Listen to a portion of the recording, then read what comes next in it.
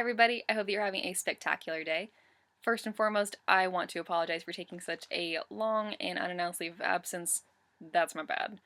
But to be fair, I had some stuff going on in my life. I had a recent loss in my family that's been tough on all of us. The second semester of my sophomore year just started up again, but most importantly, or at least most excitingly, my university newspaper has picked me to be their new book reporter. I get my own weekly column where they're paying me to talk about books. I get an entire half a page every week, talk about whatever I want. I'm so happy right now. Like, is that coming across? I'm so happy. I don't have words. I'm unbelievably thankful for this opportunity. I just had my fourth one published this week, and I want to take a second to formally thank you guys for all of your online support. It means the world to me. You have no idea. But that by no means means that I will stop making videos.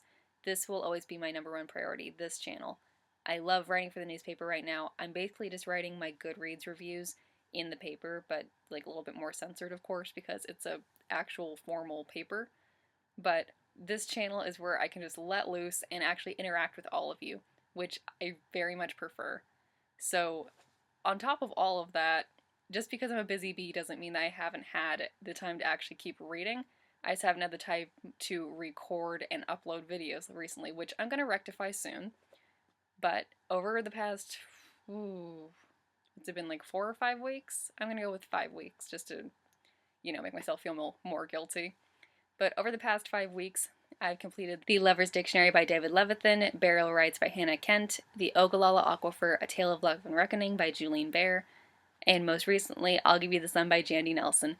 And today, if you couldn't tell by the title, I'm going to be talking to you about The Lover's Dictionary by David Levithan in consideration for Valentine's Day. So let's get started. I love this book, plain and simple.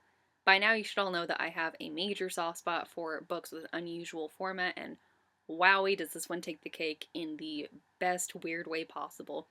This tells the story of an unnamed couple as they go through the rise and fall of their first relationship in love, and it's told from a non-linear way from the perspective of the guy.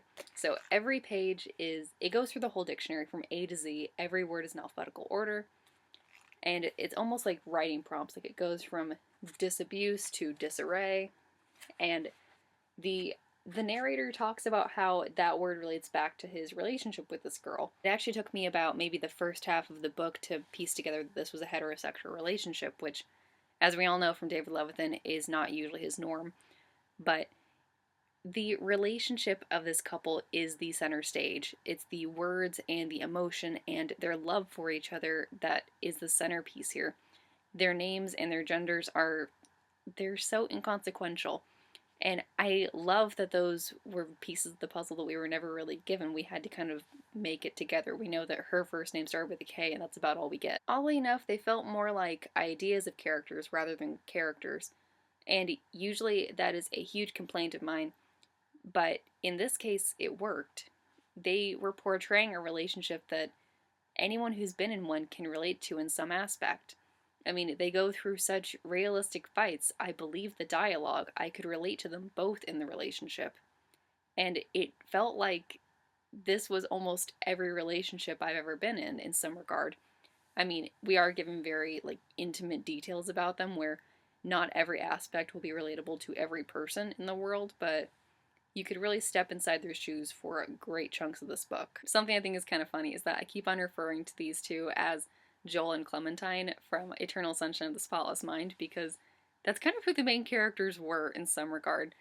The main guy character was very sweet and quiet and nerdy and kind of dating out of his league, if we're being honest here.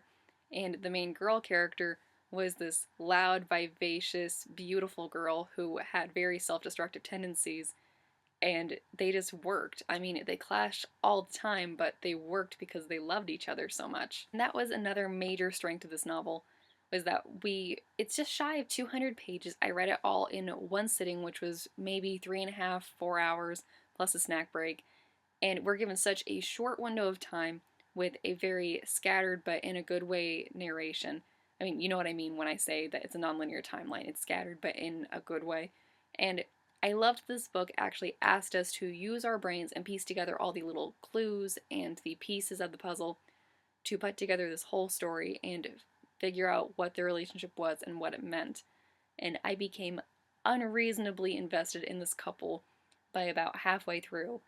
It's a beautiful, beautiful story. I love this little blurb at the front by the New York Times. A clever distillation of a love story. Because that's exactly what it was. There's no other way to put it.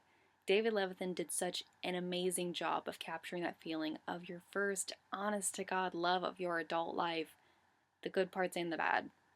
I have nothing to criticize this book for. It knew what it was, it stuck to its simple yet poignant premise, and I've got to give it 5 out of 5 stars. My first 5-star rating of the new year, which is exciting. Also, this fills a reading challenge requirement of mine. Read a book in one sitting. I've got my January-February book haul video coming up, but I want to prioritize my burial rights, and I'll give you the Sun book review videos, but not the Ogallala book because it was terrible, but I don't have enough to say about it to actually make a full review, so it was terrible. Don't read it. Just don't. Save yourselves. I had to read it for a class. Just don't do it.